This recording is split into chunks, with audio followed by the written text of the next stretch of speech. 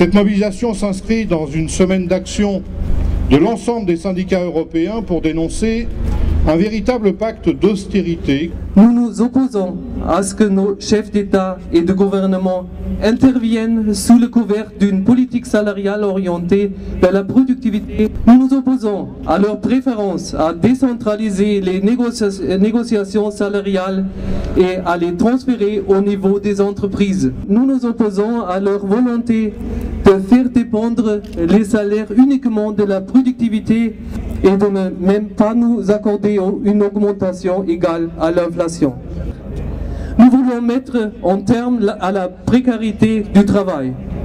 Nous voulons des salaires minimums qui garantissent un niveau de vie décent. Si on a cette approche politique qui peut être y compris codifiée dans un nouveau traité, ça veut dire que même des actions de lutte déterminées dans une entreprise pour obtenir une augmentation des salaires se verraient opposer un pacte politique européen, ce qui représenterait un formidable bouclier protecteur pour les employeurs qui, aux revendications salariales, opposeraient la décision des chefs d'État de maintenir l'évolution des salaires. Alors qu'aujourd'hui, ce qui doit être à l'ordre du jour, c'est l'augmentation des salaires, le recul de la précarité. On ne fera pas d'Europe si on ne la fait pas davantage sociale. Et ceux qui défendent une telle approche jouent contre l'Europe et promeuvent aussi d'une certaine manière les partis politiques nationalistes qui prônent la xénophobie, le racisme. Pour ce qui concerne le mouvement syndical, nous voulons une amélioration du niveau social pour l'ensemble des travailleurs européens.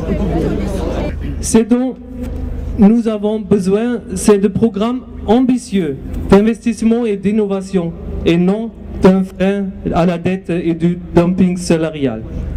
Les investissements d'avenir doivent créer la croissance, l'emploi et le bien-être pour tous. C'est pour défendre ces objectifs que nous nous engageons tous ensemble d'un commun effort de Paris à Berlin, de Bruxelles à Budapest. Car l'Europe, c'est nous.